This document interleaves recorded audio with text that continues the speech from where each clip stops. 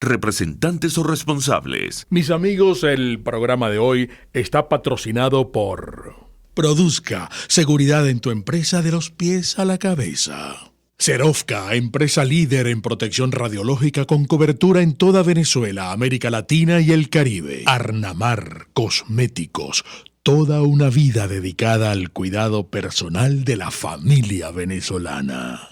Pastelería del Corso, la pastelería italiana por tradición y excelencia. Heladería Vegan Fruit, amor vegano y cremoso. En un país frágil que busca un nuevo destino, José Domingo Blanco, Mingo, colmará tus mañanas de información, opinión y debate. En este espacio, nuevas voces, nuevas opiniones, nuevos actores serán los nuevos protagonistas. RCR presenta Por Todos los Medios con Mingo. Queridos amigos, un muy feliz día desde Caracas, Venezuela, y en nombre de Dios Todopoderoso arrancamos nuestra transmisión de hoy. Ya es martes 12 de mayo del año 2020. Bienvenidos por todos los medios. Salud, Venezuela.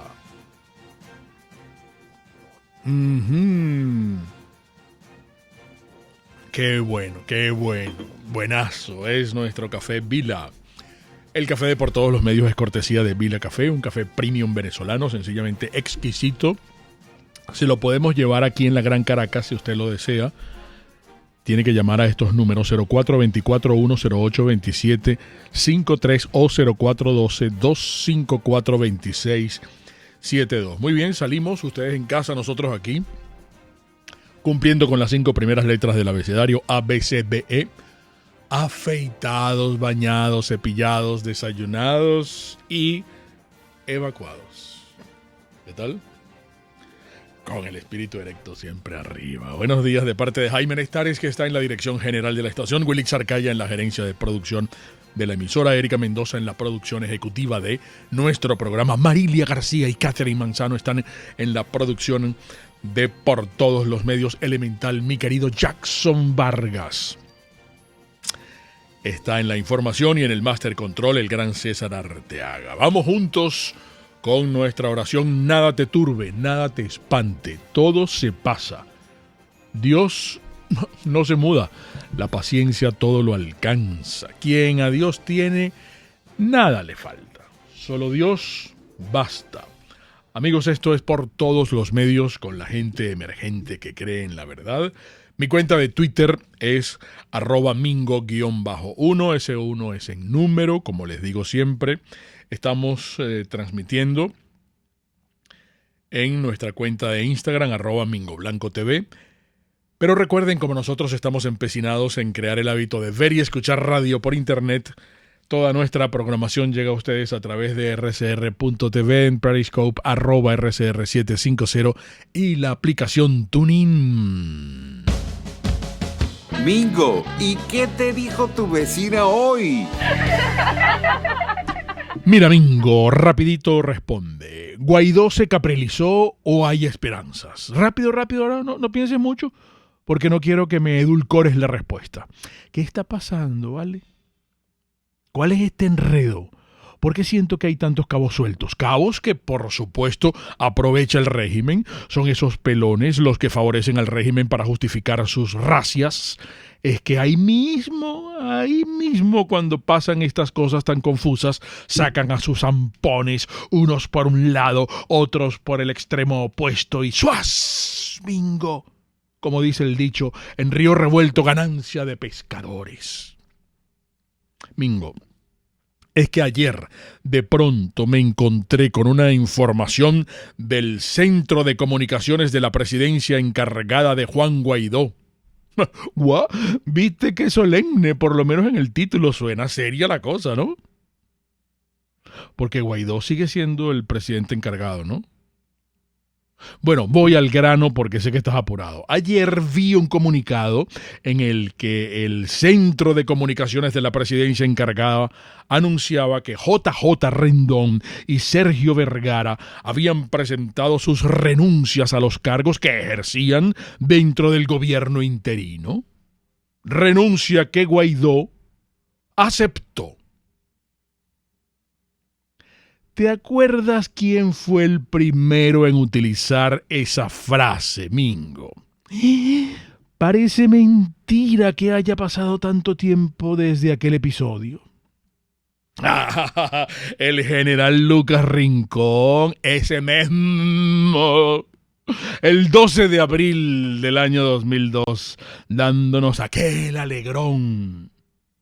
Pueblo venezolano, ante tales hechos sucedidos el día de ayer, se le solicitó al presidente de la República la renuncia de su cargo, la cual aceptó. Mira, Mingo, antes, porque los memes no estaban de moda. Además han pasado 18 años de esa fecha. Pero esa frase de Lucas Rincón era meme, seguro, segurito.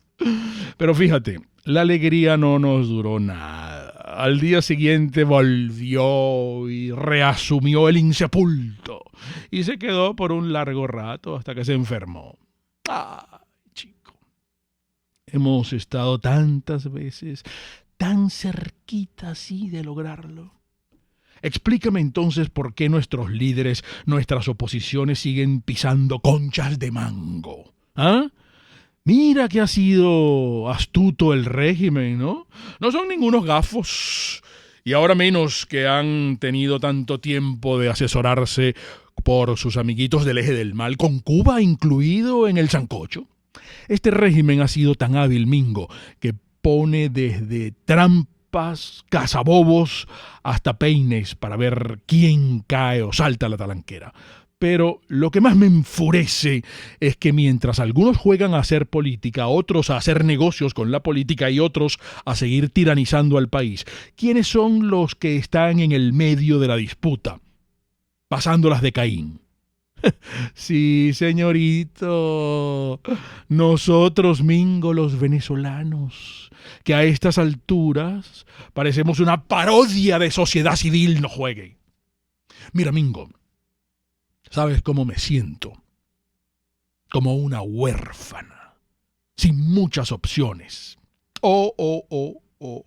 Como esos muchachitos que están en medio del divorcio de los padres, que es espantoso, porque los muchachitos se sienten desamparados, desprotegidos y a la buena de Dios. Bueno, chico, estamos igualitos, sufriendo las consecuencias de las inocentadas, los errores, los desatinos y las malas juntas de las que a veces se rodean nuestros líderes opositores.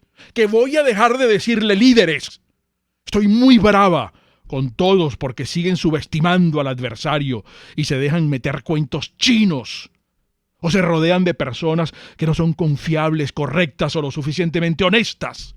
Se juntan con gentes que es capaz de hacer sus propios planes paralelos sin apegarse a las estrategias de quien en este momento todavía se dice llamar presidente encargado de Venezuela. ¿Tú has visto? Porque se supone que si tú armas un gabinete e invitas a algunas personas que consideras importantes a trabajar contigo, codo a codo, explícame por qué, a cuenta de qué tus asesores deciden actuar por su cuenta.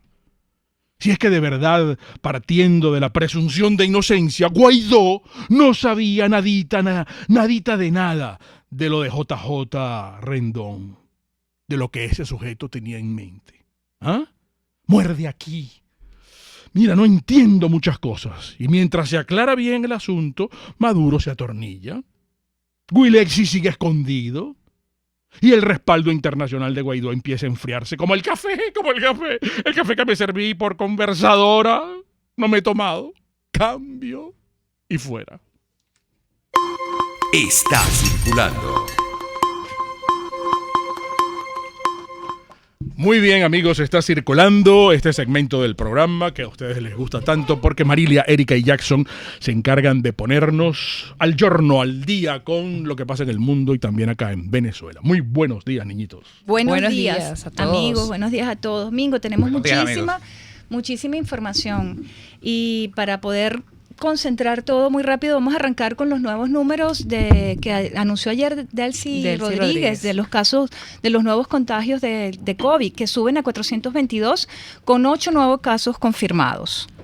Según Delcy Rodríguez, esto precisó que 3 de los casos son del estado de Aragua, 2 de La Guaira, 1 de Falcón, 1 de Miranda y 1 de Nueva Esparta. Exacto. Esto era lo que decía ayer también Delcy Rodríguez, que de los contagios hay 205 recuperados según parte del ofrecido. También que hay 520.317 pruebas aplicadas. Pruebas que todavía están en confusión, no en duda, porque justamente lo decía también el doctor esta mañana Alejandro Rizquez, porque las pruebas rápidas aquí no se están aplicando. Claro, pero esto contrasta con lo que proyectan los modelos matemáticos que hizo la Academia de Ciencias Físicas, Matemáticas y Naturales, que insiste en que las pruebas realizadas hasta ahora en Venezuela son insuficientes para calcular adecuadamente el tamaño real de la epidemia. Y ellos aseguran y proyectan 1.000 casos de COVID-19 por día en el pico de la epidemia que podría producirse entre junio y septiembre. Exacto. Dicen que 4.000 en junio, 4.000 casos diarios, y ya después bajaría para 1.000 casos diarios en septiembre. Pero son 2 escenarios, o uno es uno solo, 4.000 y después a 1.000. No, son 2 escenarios. Son 2 escenarios, ¿no? El mejor de los casos nos llevaría a 1.000. A 1.000. A 1.000. Uh-huh. Y el peor de los casos a 4.000. Uh-huh. Diarios. Diarios. Esos son modelos matemáticos que ellos aplicaron para realizar estas proyecciones, ¿no? Ok. Sí, ellos en el estudio encontraron, por ejemplo, que utilizaron las siguientes premisas. Un número de infectados inicial bajo debido a restricciones preexistentes en el tráfico aéreo, que es un poco lo que tú siempre has comentado, Domingo. Este aislamiento al que ha estado sometido Venezuela desde que comenzaron a alejarse las líneas aéreas del país. Después, una tasa de contagio inicial a partir del primer reporte del primer caso baja debido al decreto de cuarentena, que tuvo un nivel de acatamiento alto, sobre todo en el sector de la población en el que se produjeron los primeros casos. Y una tercera premisa, una tasa de contagio creciente debido a la incapacidad de la población de mantener la cuarentena, especialmente en el sector de la población más vulnerable. Exacto, que es lo que siempre hemos comentado aquí, que las personas prácticamente en Venezuela trabajan del día a día y tienen que salir a buscar los alimentos, más le añadimos la escasez de gasolina. Por cierto, esta comisión que nombró el presidente interino de Venezuela, una comisión científica, su vocero Edgar Capriles advirtió que no existe las condiciones hospitalarias para hospitalizar a todos los pacientes del COVID-19, un poco criticando, cuestionando lo que dice Maduro de que hay que hospitalizar a los pacientes asintomáticos. Él dice, Edgar Capriles y expertos en la materia, que los pacientes asintomáticos pueden pasar su cuarentena en su casa y no necesitan estar en los hospitales, cumpliendo por supuesto las condiciones mínimas de aislamiento, todas las prevenciones que tienen que hacer.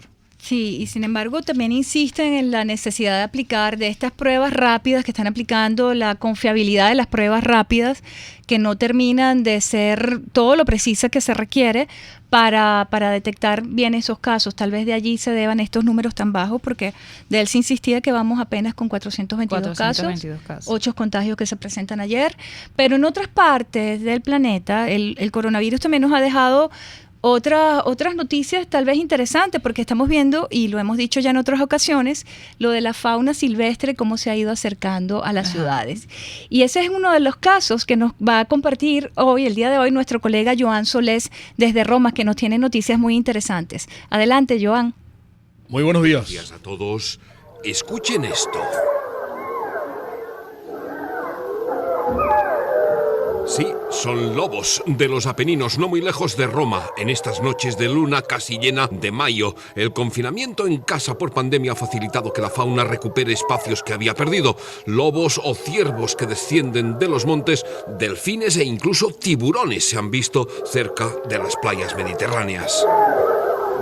Por Roma, además, han pasado otros lobos solitarios, peores, depredadores de lo venezolano, aunque al parecer, en cuanto la Fiscalía italiana ha ordenado cazarlos, han huido dejando aquí decenas de millones, propiedades, vehículos de lujo y grandes cantidades de dólares en bancos. Dinero de ustedes, los venezolanos, y que a través de 26 sociedades se transferían desde Gran Bretaña y España a Rusia, a Irán, a países asiáticos, vía Italia, y que ha requisado la Guardia de Finanzas italiana. Se trata trata de los Saab Morán colombianos que seguramente ustedes conocen. Por desgracia, huyeron de Italia poco antes de la suspensión de vuelos aéreos por la epidemia, de lo contrario estarían detenidos.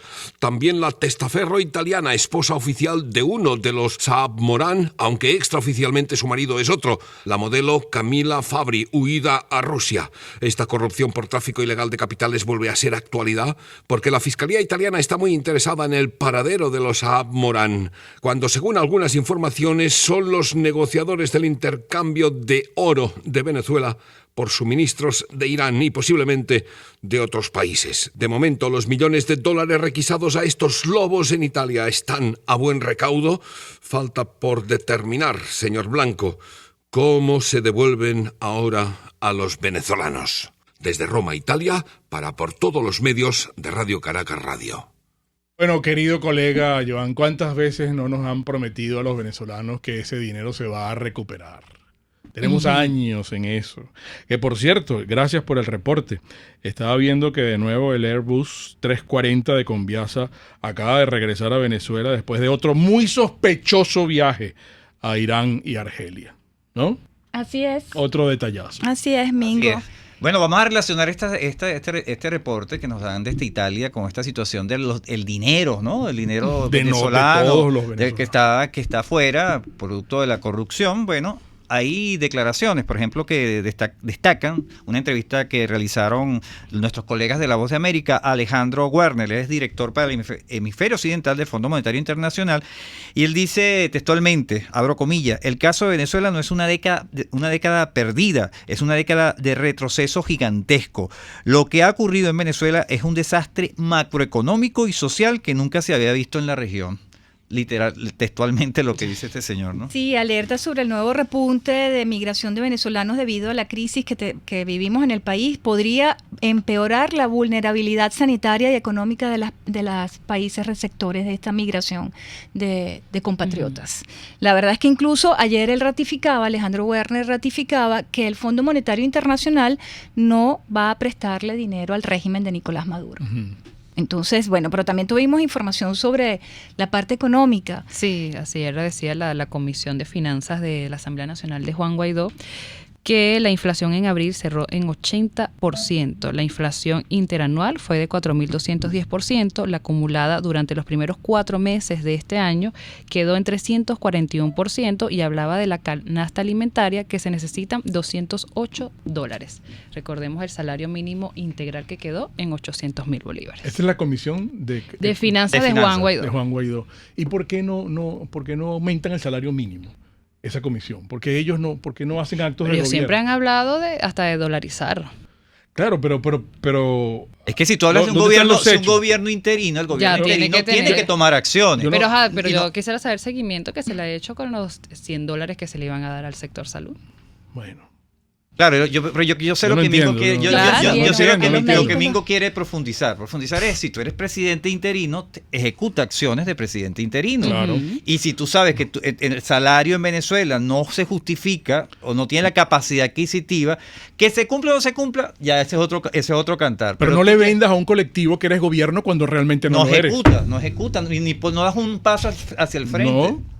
Y eso es verdad, es una laguna. No tienes gobierno, no eres gobierno. No ejerces nada en ese sentido. Bueno, el asunto es que la hiperinflación nos está devorando. Una vez más. El costo de la canasta básica se duplica y todos los días. Todos los días, entonces, y a eso le sumamos, yo soy reiterativa en esto porque a esto de la canasta alimentaria, la canasta básica, siempre se le suma el problema que tenemos con la electricidad y que tenemos con el agua. Sí. Entonces, tal vez electricidad que las dos asambleas que tenemos, recordemos las de Luis Parra y Juan Guaidó, van a debatir hoy vía online, que van a ser parte de los puntos que tienen hoy las asambleas nacionales. Es la situación de la crisis eléctrica, y la de Luis Parra, su segundo punto, es la agudización de la crisis de gasolina. Y el segundo punto de Juan Guaidó es la consideración del informe para segunda discusión del proyecto de ley para la organización y funcionamiento del Consejo de Contraloría de la República. Bueno, y a todas estas, ¿Qué Mingo, quieres que te diga? ayer tú comentabas algo sobre los precios regulados que se van a ajustar diariamente según a como esté el dólar oficial según el Banco Central de Venezuela. Y pues eso lo anunció el ministro de Comercio Nacional, que ha actualizado diariamente esos precios de esos 27 productos que aparecen regulados por Nicolás Maduro, ¿no? Y si tú llevas como que un camino ascendente de esos precios, que es lo que se ve constantemente, yo digo, va a llegar el momento en que el salario mínimo, aunque evidentemente es muy poco, son $2, pero va a llegar un momento en que ese salario va a ser cero. Claro. Claro. No, y es Va a que ser primero... cero. ¿Y cómo tú te manejas ante un país cuando tu salario, porque tú estás justificando una tabla, unos 28 productos regulados a nivel de dólar? Pero, Sí. pero tu salario, y que llevados a bolívares, por supuesto, pero que cuando tú sabes lo que lo llevas en bolívares, no tenga capacidad. Va a llegar el momento en que $1 puede ser 400 bolívares. Un dólar que aumentó en el lapso de un mes casi al 100%. 118% Ajá. se habla. Y el dólar ayer paralelo cerró en 177.910. Es que la inflación te ha obligado. Antes prometías que ibas a regular los precios y ahora vas a regular los aumentos de los precios, Ujú. que es otra cosa distinta. Exactamente. Y diariamente, además. Diariamente. O sea, que el Lo se aumento ve va. Sí. El aumento Todos va. los días. todos ¿Verdad? los días. Así es, Mingo. Y mientras tanto, JJ Rendón y Sergio renunciaron Sí. Sí. ante Guaidó. Ante Guaidó. Cosa que desmiente Guaidó también, que no se firmó un acuerdo con la Contraloría Militar Silver Corp. Contratista. La contratista, militar. exacto. Qué enredo. Bueno, Mingo, vamos a esperar a ver Bueno, qué... niñitos, se acabó la visita. Mucho juicio, mucho fundamento. Pórtense bien. No hagan rubieras. Y será hasta mañana. Enseguida regresamos por todos los medios con Mingo.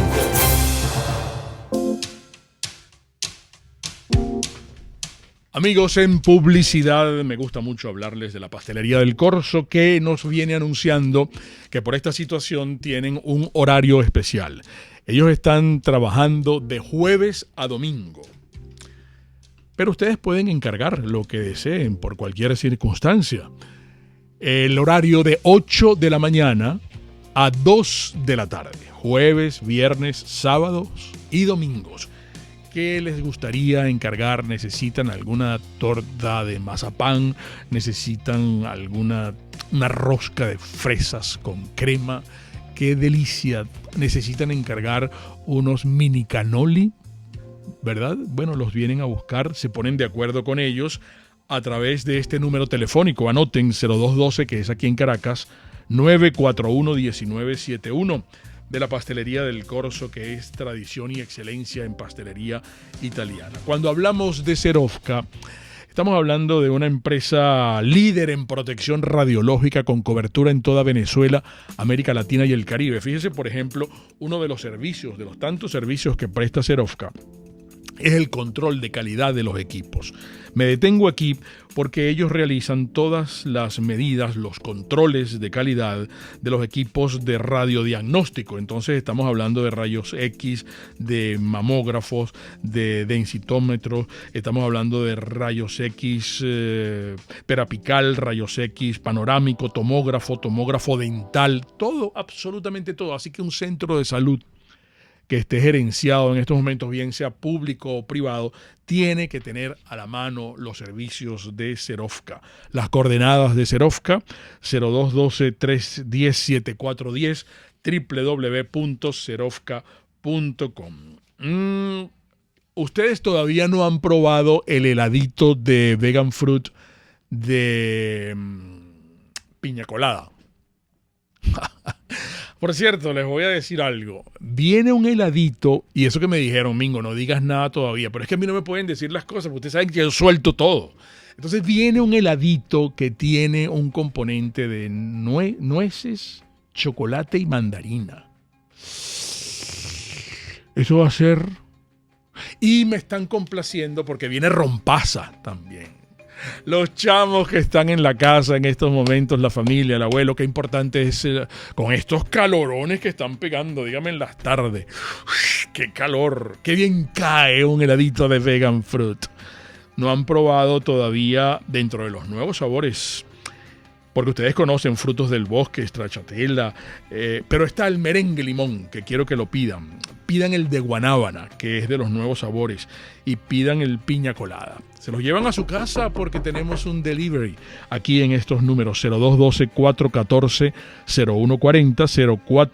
0424-254-2941 o 0424-296-1421. Libres de gluten, libres de lácteos, libres de huevos, libres de azúcar, de remordimientos. Vegan Fruit, amor vegano y cremoso. En nuestras redes sociales, en Twitter, @RCR750, la radio que se ve. En RCR somos vanguardia. Toda la programación de tu RCR también la puedes seguir a través de la internet. Audio y video en tiempo real, noticias y mucho más. No te pierdas ni un segundo de nuestra programación. No hay excusa ni cadena que valga para que dejes de escucharnos. Ingresa a rcr.tv, la radio que se ve. Pluralidad contigo. Respeto contigo. Responsabilidad contigo. Libertad contigo. Estamos contigo y punto. De lunes a viernes a la 1 de la tarde. Contigo. Solo por RCR 750 AM. Porque lo bueno une. Los temas de actualidad más relevantes son expuestos a la luz de La Linterna. Diego Bautista Urbanica le invita a formar parte de este ameno espacio de charla y análisis con una buena taza de café y al son de buena música. La Linterna, de lunes a viernes, a partir de las 2 de la tarde, por RCR 750 AM. RCR 750 AM, porque lo bueno une. Un lugar de encuentro para el talento venezolano, dentro y fuera de nuestro país. Continuamos por todos los medios con Mingo. Otro nivel. Así se llama nuestro segmento de entrevista. Ya vamos con nuestro invitado. Antes recordarles una vez más que esto es por todos los medios, con la gente emergente que cree en la verdad. Nosotros estamos transmitiendo a través de rcr.tv, en Periscope, @RCR750, la aplicación TuneIn. Saben que mi cuenta de Twitter es @mingo_1 y en estos momentos ya no estamos transmitiendo en nuestra cuenta de Instagram, que es Mingo Blanco TV. Ofrecemos disculpas, pero se pueden conectar a través de las otras plataformas que tenemos porque no hemos arreglado un problemita técnico que lo vamos a solucionar en momentos. Miguel Fontán es nuestro querido amigo, es nuestro invitado hoy en el segmento de entrevista. Miguel Fontán es un ciudadano tratando de entender las contradicciones sociales y políticas. Miguel, ¿cómo estás? Vale, un gran abrazo, ¿cómo te va? Hola, amigo, buenos días a tu audiencia y gracias por invitarme de nuevo a tu programa. ¿Cómo están todos? Bueno, estamos bregando y guapeando. Fíjate, nosotros promovíamos este encuentro contigo a través de un tuit que colocamos ayer, donde decíamos: en Venezuela la única contención de la violencia es la propia violencia, porque se sustituyó un ecosistema democrático por un ecosistema criminal. Esto lo tomamos de un reciente escrito tuyo, de un reciente artículo, Venezuela la imposibilidad comparativa.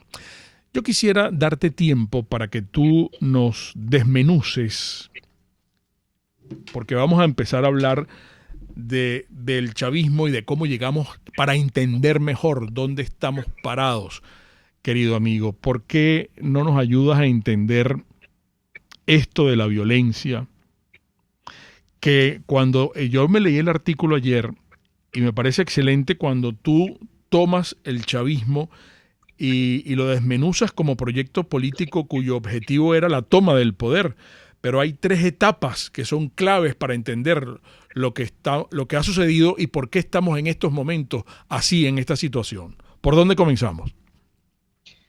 Eso es una buena pregunta. Vamos a comenzar por eso que mencionas, por las 3 etapas del chavismo, para un poco entrar en una categoría que no es política, porque ecosistema es una categoría biológica, la tomo prestada para poder explicar cosas que trascienden las voluntades de los actores y que de alguna manera regulan todos los equilibrios de este ecosistema, así como lo podía hacer un sistema democrático. Okay. Esta división hay muchos politólogos que hacen unas divisiones, no exactamente igual, pero hacen unas divisiones del chavismo, porque bueno, en ciertos periodos se ha comportado de manera diferente. Yo básicamente la hago 3 divisiones y como dije, hay un momento político ideológico, que es donde ellos se presentan como una alternativa presentación política y que se hizo de la democracia, jugó el juego democrático precisamente para poder destruirla y debilitarla. Ese momento va desde el 99 hasta el 2007. Okay. Después señalo un momento político institucional que es del 2007, del 2008 hasta el 2013, que es cuando el chavismo se hace de todas las instituciones en el sentido de ya no hay división de poderes, quedan las etiquetas de poderes, pero vacías de contenido. Es decir, no existe un poder en el TSJ y un poder en la Fuerza Armada, sino que dejan las etiquetas, pero todos esos poderes se vacían de contenido y se agrupan en uno solo, ¿no? Que se centraliza. Y después un momento criminal que es a partir del 2013, donde se consolida la violencia como el fundamento de su accionar. Y ahí es donde viene la palabra o la importancia de lo que tú decías. La violencia contiene la violencia. En realidad, en ciencias políticas se dice que solo el poder contiene el poder, y la fuente del poder en una república es la ley.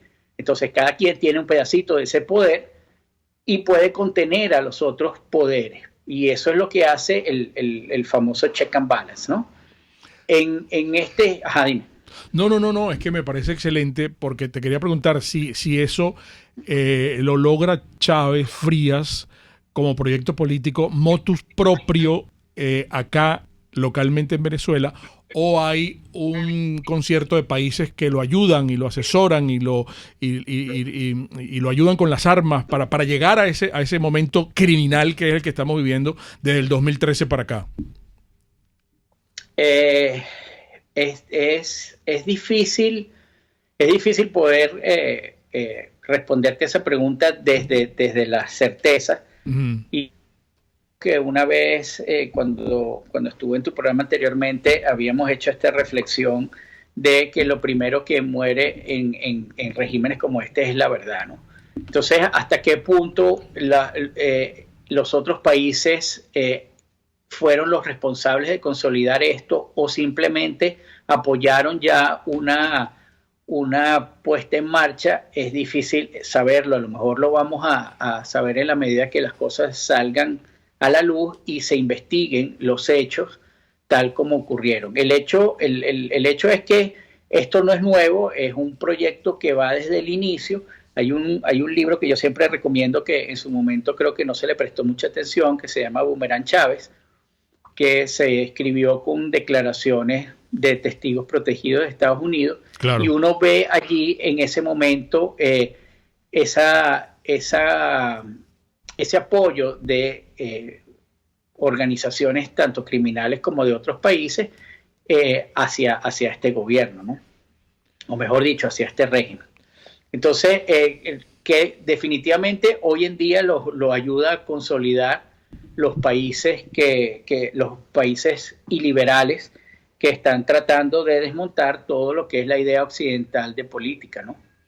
Claro, pero allí también me gustaría tu análisis comparativo, porque hay muchos analistas que coinciden en señalar, y y colocan ejemplos. No, pero mira, debemos vernos en el espejo de Panamá, debemos vernos en el espejo de Cuba, debemos vernos en el espejo de qué sé yo, ponen ejemplos internacionales y a veces, incluso yo se lo planteaba a Faraco ayer, hasta qué punto nosotros somos víctimas de un experimento cultural social que es sin precedentes en la historia contemporánea de la humanidad, incluso fuera de cualquier fanatismo ideológico. Pues aquí hay una fórmula que pareciera que es genuina, que es propia. Bueno, nosotros somos un laboratorio, eso sin duda. O sea, todos los países donde entran estos proyectos liberales son laboratorios. Venezuela es la sumatoria de todas las cosas que ellos han hecho antes de. O sea, aquí encontramos, por ejemplo, las experiencias de la Unión Soviética, aquí encontramos las experiencias de los cubanos en todas sus travesías por el mundo. O sea, esto no es que vinieron desde cero. Hay un aprendizaje de todas las cosas que han realizado y Venezuela será un aprendizaje de otros países. Podemos decir que lo que está pasando en México tiene un aprendizaje venezolano, lo que está pasando en España tiene un aprendizaje venezolano. Ahora, hay una frase, una idea de Claude Lefort que me gusta mucho y la discutimos alguna vez en un foro que compartí con Víctor Maldonado, y con Eric del Búfalo, sí. que dice, el problema totalitario ya pasó. Lo que no entienden las democracias es que el problema del totalitarismo está presente. Y esa frase es muy buena porque cuando nosotros tratamos de comparar a Venezuela con los regímenes que ocurrieron en la Europa del Este, por supuesto que no hay una comparación exacta. Cuando lo tratas de comparar con Panamá, no hay una comparación exacta, y cuando lo tratas de comparar con Chile, tampoco. Las comparaciones se acercan, pero siempre son insuficientes para explicar este fenómeno, porque este fenómeno tiene novedades. Y tiene novedades, ya el hecho de cómo se ha configurado es una novedad. El problema totalitario está. Ahora, alguien te puede decir, mira, es que no somos totalitarismo, porque Mingo tiene un programa de radio donde puede hablar mal del régimen. Sí, es cierto, pero no porque el régimen no pueda agarrar y decirte un día no vas al aire. Existe una potencia totalitaria que está presente y que no necesariamente se desgasta en todas las cosas que se desgastaron antes, pero está presente. La prueba está en que, bueno, a nosotros nos confinan sin ningún problema, a nosotros nos manejan en las crisis sin ningún problema, y a nosotros nos generan epifenómenos constantemente sin ningún problema que afectan todos los espacios privados que podemos tener. Entonces, lo primero que tenemos que entender es que esto es un régimen que tiene centralización del poder, esto es un régimen que ha destruido todas las relaciones económicas y las centraliza y las trabaja a su antojo. Y este es un régimen que tiene vocación totalitaria. Ahora, no podemos comparar porque tenemos, por supuesto, particularidades. Una de ellas es, por ejemplo, este ecosistema criminal. Y con ecosistema criminal lo que estoy tratando de decir es que la violencia deja de ser un medio para conseguir objetivos y se convierte en una forma que moldea todas las relaciones sociales y todas las relaciones políticas y todas las relaciones económicas. Entonces, por eso es que uno ve, creo que lo conversábamos en estos días, donde tú te metas hay un relato de criminalidad. Sí. Pero no es un relato de criminalidad excepcional. La excepción es que no esté ese relato de criminalidad. Es un relato de criminalidad que se hace común en todo. Y eso ocurre porque cambiaste los valores de cada sistema. El sistema, por ejemplo, el sistema financiero tiene como objetivo la creación de dinero, la acumulación de capital. Ahora, ¿cómo se hace? Eso no necesariamente lo ve el sistema financiero. El sistema político es llegar al poder. Ahora, ¿cómo lo hace? No necesariamente se ve en el sistema político. Entonces, hay algo que está detrás que es el que le da los principios y los valores de funcionamiento y privilegia unas acciones en vez de otras. Cuando esto se desborda, por supuesto, entonces ya la fuente del poder no es el derecho, no es la ley, sino la capacidad que tú tengas de generar violencia. Es buenísimo eso que estás diciendo, porque agregaríamos allí probablemente un ingrediente que creo que es principal en todo esto. Lo hablábamos con Mario Mármol García hace poco y con Perkins Rocha. Ellos son un poco puristas de la parte constitucional, pero tú colocas también acá en el artículo que no hay Estado, hay carencia de Estado. El Estado no existe en Venezuela. Entonces, es gravísimo cuando se mezcla la violencia sin Estado, que es lo que estamos viviendo en estos momentos. Claro, nosotros pasamos por una etapa que es en la etapa en la que yo catalogo la segunda etapa, la político-institucional, en la que tú generaste un Estado fallido. Pero bueno, era Estado fallido, podías categorizarlo así. El problema es que ahorita hay una disolución del Estado, y no es una disolución del Estado en regiones del interior que siempre estuvieron de alguna manera poco atendidas. Es una región sin Estado en Petare, por ejemplo. Claro. Es una región sin Estado en la Cota 905. O sea, ya no tienes que irte al interior del país para entender que hay zonas que no tienen la presencia del Estado, que es peor, que el Estado le cuesta mucho tener presencia. Entonces, claro, terminas haciendo una balcanización, una somalización, que es una categoría que se la ha escuchado a David Morán. Empiezas a hacer una somalización, una balcanización, y entonces lo que haces es un acuerdo entre grupos que tienen el poder repartido. Entonces, ¿eso qué genera? Bueno, eso genera también una dificultad en determinar, que es una categoría principal para aquellos que todavía piensan que esto sale con elecciones o con negociación, una coalición dominante a la que tú torcer el brazo. Entonces, la pregunta que uno se hace es, si esto es así, ¿dónde está? ¿Dónde se determina la coalición dominante? Y lo hemos visto, o sea, todo el mundo pensaba que con el fallecimiento de Chávez esto iba a generar alguna posibilidad de erupción, y resulta que el tránsito casi ni se notó, claro, salvo por todo lo que ellos mediáticamente hicieron. Pero en términos funcionales se siguió profundizando. Claro, pero es interesantísimo esto último que planteas, porque nos lleva a la conclusión tristísima y sumamente preocupante, además, de cuando el Estado es una ilusión, el crimen organizado es quien manda. El crimen organizado está triunfando y está ganando la partida en estos momentos. Es el crimen organizado que está regado por Venezuela. Exactamente. Por lo menos así también lo entiendo yo. Lo peor es que el crimen organizado es una fuerza que está detrás de lo visible, del poder visible, y siempre se tiende a pensar que si tú sacas al régimen que se concentra en Miraflores, ya solucionaste el problema. Y resulta que por eso es la categoría ecosistema, porque tú puedes ser que sustituyas a las personas que están en Miraflores, pero eso no necesariamente cambia el ecosistema, las relaciones del ecosistema, los modos de funcionamiento del ecosistema y los valores y los principios y los valores de ese ecosistema. Entonces tú lo que vas a hacer es reproducir constantemente esos valores. El ecosistema criminal permite la estabilización de todos los sistemas si es que ellos se llegan a salir de sintonía. Y me explico con esto. Nosotros, me acuerdo todavía la euforia que hicimos, que ganábamos la Asamblea Nacional. 2015. La Asamblea Nacional, el día 5 de enero, su primer acto legislativo ya fue asimilada con el régimen cuando le quitó los diputados.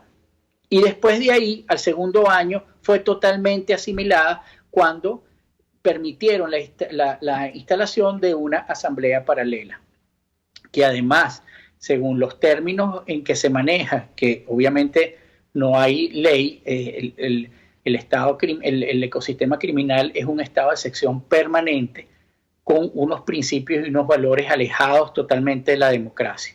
No es un estado de excepción dentro de una constitución que tú tiendes a saltar. Es que la constitución no aplica en nada para el estado, para el ecosistema criminal. Simplemente es una referencia para hacerte incluso más llevadera la sumisión. Todavía a veces oigo yo en las protestas, es que tengo derecho de, y yo me pregunto, ¿y a quién usted le va a decir que tiene derecho de? ¿Ante quién va a operar el derecho? Si el poder no es la ley, el poder es la capacidad de generar violencia. Entonces, si usted no tiene esa capacidad, pues dudo que tenga derecho. Y eso que estás diciendo es sumamente frustrante, mi querido amigo. Creo que voy a hacer un paréntesis comercial. Es muy frustrante porque, como tú has descrito, hemos dejado atrás el ecosistema democrático y estamos en presencia de un ecosistema criminal. ¿Cuáles son las banderas de ese ecosistema criminal? Pues la corrupción, pues la violencia, pues la muerte, pues el narcotráfico. Entonces, ¿qué papel juegan los partidos políticos? ¿Qué papel juega la sociedad civil? ¿Qué papel juega el ciudadano ante un ecosistema criminal?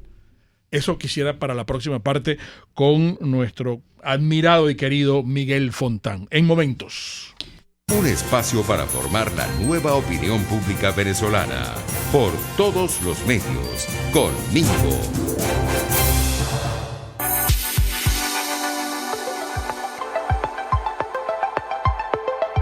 Amigos, vamos a hablar de Produzca. Vean ustedes este producto que yo tengo aquí, este adminículo que yo tengo aquí, este objeto que yo tengo acá, que es para la protección auditiva. Dependiendo del sitio, yo en estos momentos no escucho absolutamente nada, estoy aislado completamente, ¿no? Evidentemente, ¿qué es esto? Esto es para la protección auditiva. Dependiendo del área donde usted trabaje, dependiendo del área donde usted se desenvuelva, Produzca nos ofrece todos los productos para la protección óptica a las manos, auditiva, a la cabeza, respiratoria, al cuerpo. Produzca tiene toda la vida cuidándonos. Ellos nacieron en Valencia, pero se han extendido y cubren toda Venezuela, desde Valencia, pero también en Maracay, Maracaibo, Barcelona, Puerto Ordaz. Yo quiero que lo sigan en Instagram, @produzca.ve. Cualquier consulta que necesiten realizarle, www.produzca.com. Produzca es seguridad en tu empresa de los pies a la cabeza. ¿Cuáles son los consentidos de la casa? Los consentidos de la casa son los chamos. Y para los chamos, aquí está la línea Culitos de Arnamar. Estoy presentándoles los que son. Este no es el tamaño estándar, es el tamaño ideal para la pañalera. Ok, mamá, pero no, estos productos son ideales tenerlos en la casa, no solamente para salir y cuidar. No estoy hablando de bebés, estoy hablando de chamos. Yo los uso, yo soy un chamo. Yo uso mi colonia Culitos todos los días, tan fresca, de verdad, para el cuidado de la piel de los más pequeños de la casa, pero también para toda la familia. Estoy hablando de Arnamar Cosméticos. Sígalos en Instagram. Ahora que usted está en la casa, tiene mucho más tiempo para consentir a todos los miembros de la familia. Arnamar Venezuela en su Instagram, Arnamar Cosméticos, toda una vida dedicada al cuidado personal de la familia venezolana. Bueno, yo quiero que ustedes disfruten del servicio delivery que presta la comercializadora Prada. Ustedes van a llamar de nuestra parte a Wilfredo y a Lucrecia. Y estoy hablando de quesos y estoy hablando de charcutería. Hay un jamón de pierna superior, hay un jamón ahumado, hay un jamón selva negra. Esto es riquísimo. Bueno, hay gente que se cuida un poco más y pide el jamón de pavo, que puede ser rebanado o entero.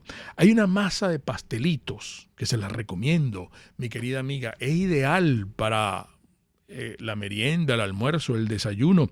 Hay una mortadela superior fabulosa. Hay una mantequilla que la recomiendo porque usted la compra en gramos. Usted quiere 150 gramos de mantequilla, se la pide a Wilfredo o a Lucrecia. Usted quiere 1 kilo de mantequilla. Bueno, si quiere comprar el kilo completo o medio kilo o 250 gramos, póngase de acuerdo con ellos. No deje de lado el queso telita o el queso guayanés de Upata, que también se lo llevan a su casa. Anote el teléfono de Wilfredo y de Lucrecia, 0424-134-6035. Puedes seguir nuestra programación a través de rcr.tv, la radio que se ve. Ellos sí que no saben nada. Y así nos va. El espacio donde se tocan los temas más candentes de interés político y nacional. Y así nos va.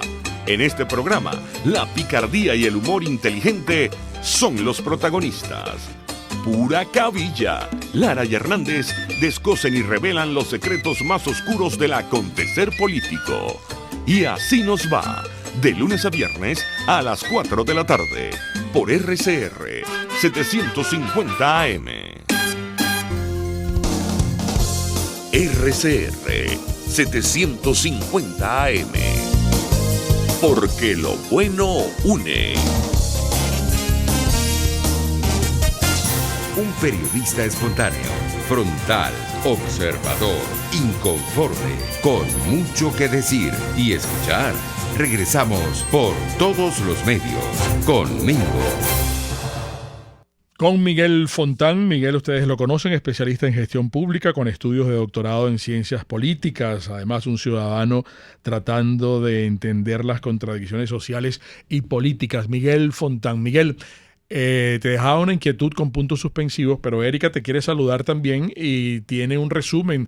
Bueno, son muchas los planteamientos que en el chat de nuestras plataformas hay preguntas, interrogantes, sugerencias también para ti, pues, ¿no? Sí, hola Miguel, buenos días. Voy a tratar de resumir un poco. Hay muchos planteamientos, pero hay particularmente 2 que nos llaman poderosamente la atención. El primero es una pregunta que te hace Félix Guedes. Y él dice, quisiera saber por qué la oposición de la Asamblea Nacional no se pronuncia en contra de la masacre ocurrida a los militares de la Operación Gedeón. Y tenemos a Griselda Ferrer que comenta, ya que en Venezuela definitivamente existen 3 asambleas nacionales, 2 tribunales supremos de justicia, 2 fiscalías y 2 presidentes, absolutamente ilegales ambos, es un dilema tremendo a dónde acudir en estos tiempos de régimen y cohabitación. Allí te dejo esos 2 planteamientos. Cónchale, qué difícil. ¿Por dónde comenzamos? Bueno, comenzamos por huir de los 2 planteamientos porque son difíciles de contestar, ¿no? Por Dios. Mira. No, yo no puedo especular sobre por qué la Asamblea no se pronuncia, pero sí podría decir que la Asamblea, tal y como está configurada ahorita, está asimilada al ecosistema criminal. En consecuencia, todo lo que haga ella, de alguna manera, le sirve a la narrativa totalitaria del régimen, le sirve a las pretensiones totalitarias del régimen, y no hace otra cosa que a veces hasta adormecernos en cuanto a las expectativas que debemos tener para poder enfrentar este régimen, ¿no? Sobre lo que plantea la segunda pregunta de la persona, ¿cómo se llama? Disculpa que no... Griselda Ferrer. Griselda. Ok. Sobre lo que plantea Griselda Ferrer, es eso mismo que ya está planteando Griselda, da cuenta de cómo ha operado el régimen en tanto vaciar de contenido las categorías y las instituciones y las referencias democráticas que nosotros hemos tenido. No solamente que tenemos 2 tribunales supremos de justicia y uno podría decir, bueno, está bien, uno está aquí y el otro está afuera. Ok, pero las 3 asambleas nacionales están aquí. Uh-huh. Y eso da cuenta de una estrategia que siempre ha hecho el régimen para quitar poder, relativizar y vaciar de contenido las instituciones democráticas, y es hacer elementos paralelos. No solamente lo hizo con el Tribunal Supremo, no solamente lo hizo con la Asamblea Nacional, lo hizo con los gremios, No sé si recordamos al principio cuando él dividió, o sea, de todos los gremios sacó un espejo, y con eso fue debilitando precisamente el poder representativo que tienen todas esas organizaciones, el poder institucional que tienen todas esas organizaciones dentro de la democracia. Sí. Entonces, cuando tú decías qué pueden hacer los partidos políticos, mira, lo primero que hay que entender es que no son en este momento partidos políticos, porque el sistema sobre los cuales ellos se tienen que mover no existe. Ellos no son representación política. Ellos pueden ser organizaciones que ayuden a la sociedad a resistir frente a este régimen totalitario. Hay una cosa, y es una idea muy particular, y es que a estas alturas la capacidad de ejercer la violencia del régimen es tan alta que yo no veo posibilidad alguna de que nosotros, a través de una organización, puedas afectar seriamente el poder. Por supuesto, temporalmente lo puedes hacer, lo vimos en las protestas de 2016, lo vimos en los 4 meses de protesta de 2017, pero no tienen la capacidad, el ciudadano tiene la capacidad de hacer eso de manera constante. Por otro lado, tampoco cuenta con la capacidad para generar violencia o la capacidad de fuerza necesaria para anular esa violencia. Entonces, eventualmente, todos esos esfuerzos tienden a diluirse en el tiempo. ¿Y qué pasa con eso? Bueno, tenemos más frustración. Entonces, lo primero que tenemos que entender es que un partido político que se comporte como un partido político dentro de un ecosistema que no es democrático, ya está empezando mal no tiene vida. Exacto, claro. Su diagnóstico. Ya está empezando mal su diagnóstico del problema. Y en consecuencia, todo lo que haga es fácilmente asimilable por el régimen. Sí.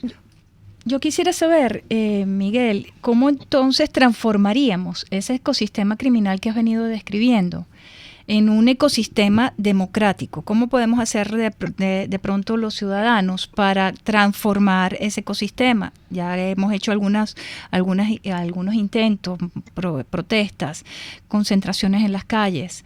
Lo hemos intentado casi todo. Entonces, ¿cómo transformamos el ecosistema? ¿Cómo lo ves tú? ¿Cuáles serían los pasos? Aun cuando no es una receta mágica, pues, ¿no? Sí, qué buena pregunta. Yo no tengo la respuesta, te puedo especular acerca de ella. Fíjate, el ecosistema tal y como está planteado no se puede transformar. Se tiene que hacer una ruptura con él. Es igual y por eso es que utilizo la categoría de la biología. El ecosistema lo que hace es generar un ambiente propicio para que los sujetos que se desarrollan en él puedan desarrollarse según las características que tiene. Entonces, el ecosistema, por eso lo repito, lo utilizo como idea en la política, porque él te genera unas condiciones particulares para que tú puedas funcionar según los principios y sus valores que tengas. Si es democrático, tú terminas de impulsando valores democráticos, y cualquier cosa, por ejemplo, un acto de corrupción que es excepcional. ¿Por qué? Bueno, porque el sistema es democrático, el sistema precisamente va en contra, al ser la fuente de poder la ley, pues va en contra de todo lo que sea criminal. Pero cuando este ecosistema cambia y el ecosistema es criminal, pues pareciera que todo lo que es la ley es rechazado. Entonces siempre se están fomentando procesos de degradación de la ley. Bueno, una de las cosas fatales que nosotros tenemos es el relativismo moral que existe. Y cuando tú apelas a eso, lo que terminas es ganándote la etiqueta de supremacista moral, sin entender que si una persona no puede determinar lo legítimo de lo ilegítimo, lo bueno de lo malo, pues no puede escapar jamás de la narrativa totalitaria, que además te impone la verdad y además te transforma la verdad de los hechos a través de su organización de la mentira. La única manera que tú puedas escapar de eso es que empieces a dudar y que empieces a tener unas referencias que te permitan catalogar lo legítimo y lo ilegítimo, lo bueno de lo malo. Y es la única manera que tú puedes empezar a ver cuáles son las fisuras en esa narrativa y tratar de mantenerte allí.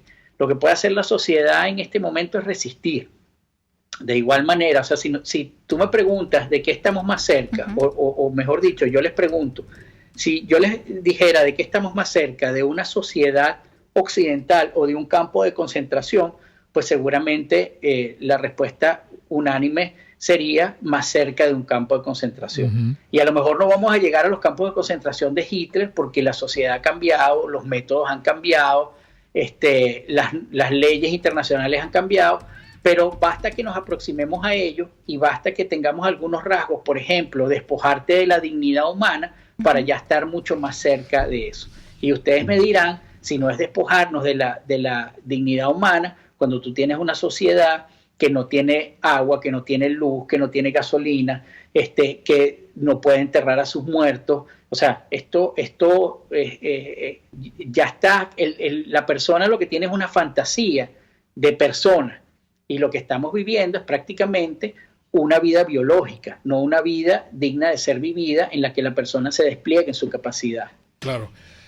Miguel, se nos agotó el tiempo, lamentablemente. Quedan muchas cosas aquí en nuestra mesa de trabajo, pero esperemos tener un nuevo contacto pronto contigo, Miguel. Pero antes de que te despidas, Miguel, nos están preguntando en qué portales publicas tus artículos y si puedes dar, por favor, tu cuenta Twitter.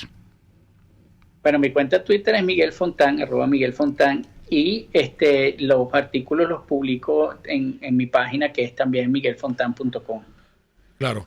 La conclusión es que la gente nos está diciendo que ese ecosistema criminal, que es una especie de cáncer, tiene que ser extirpado y sacado, pues, de raíz, pues, ¿no? Para poder incluso pensar en una tercera vía, porque las mismas oposiciones aquí son cómplices de todo esto. Gracias, Miguel, amigos, y ustedes recuerden, el comunismo te quiebra las rodillas para que tengas que darle las gracias por las muletas. Hasta mañana. RCR presentó Por Todos los Medios con Mingo. Mis amigos, el programa de hoy estuvo patrocinado por Produzca, seguridad en tu empresa de los pies a la cabeza.